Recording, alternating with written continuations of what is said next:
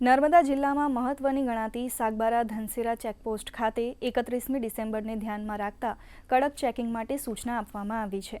નર્મદા જિલ્લા પોલીસ અધિક્ષક વિશાખા ડબરાલની સૂચના અનુસાર એલસીબી એસઓજીની ટીમો સતત પેટ્રોલિંગ કરી રહી છે। આ અંગે નાયબ પોલીસ અધિક્ષક પીઆર પટેલે જણાવ્યું હતું કે હાલ નવા વર્ષની ઉજવણીમાં બુટલેગરો સક્રિય બનતા હોય છે, ત્યારે બોર્ડર વિસ્તારમાં સઘન ચેકિંગ અનિવાર્ય છે।